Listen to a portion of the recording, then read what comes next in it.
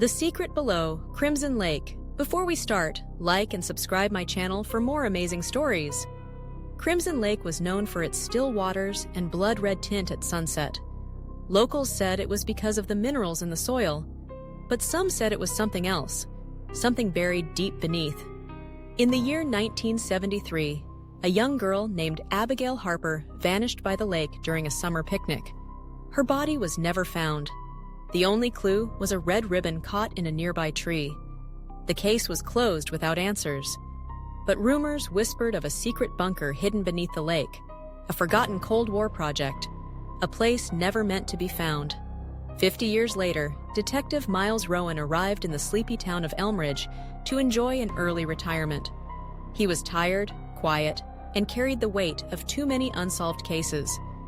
He had no plans to reopen old wounds, until he received a letter with no return address. It contained only two things: a photo of Abigail Harper and a GPS coordinate pointing to the center of Crimson Lake. Curiosity gnawed at him. He borrowed a rowboat and paddled out to the location marked in the letter. The lake was silent. Mist hung low. His boat stopped above the spot. He dropped anchor. Nothing happened. Until his phone buzzed. An image appeared. A sonar scan of the lakebed. It revealed a hatch covered in layers of silt and stone, hidden in plain sight. That night, he returned with diving gear. Beneath the surface, visibility was nearly zero, but after 15 minutes of searching, his hand brushed metal. The hatch. He scraped away the muck and found a dial. 3 numbers etched into the steel. 4, 9, 2. He turned it. The hatch opened with a groan, revealing a shaft and a rusted ladder leading down into darkness. Miles hesitated, then climbed down. Inside, he found a corridor lit by flickering emergency lights. Walls lined with rusted lockers, signs labeled Test Wing A and Archive Room. The bunker had been here for decades. He moved cautiously. Past shattered glass and collapsed ceilings, he found a control room and a series of tapes labeled with names and dates. One of them read, Subject 17, Harper, A. His blood chilled. He played the tape. A voice spoke. Subject 17 showed unique neural activity after exposure to the serum. The lake's core mineral reacts with certain DNA strands. Test shows heightened perception and psychic reflection. Recommend continued observation. The screen flickered. A young Abigail appeared, sitting in a room, eyes wide, silent. Another tape clicked on. Test date, July 3rd, 1973.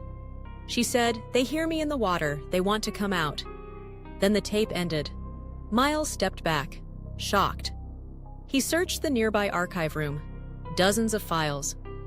All redacted, names of other children, dates, all ended with the word, terminated. Suddenly, the lights shut off. A sound echoed through the corridor. Metallic scraping. Miles drew his flashlight and turned. A shadow passed across the hall.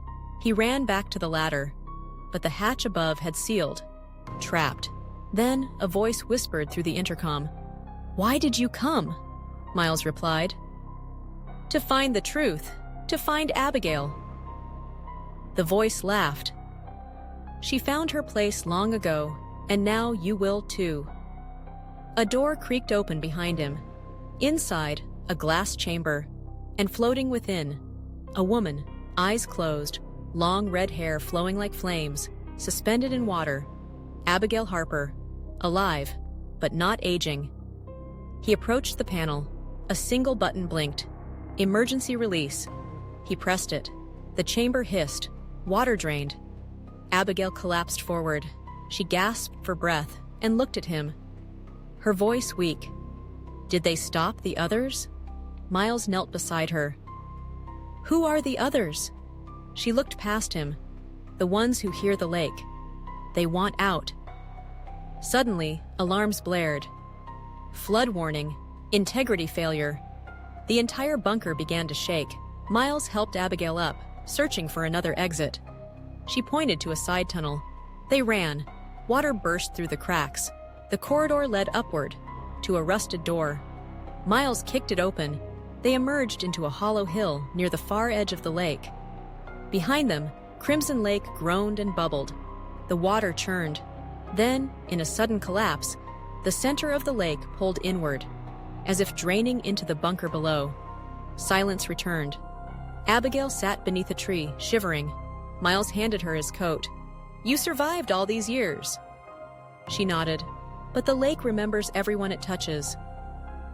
They stared at the blood-red water, calm again. The next day, Miles reported everything to the state authorities.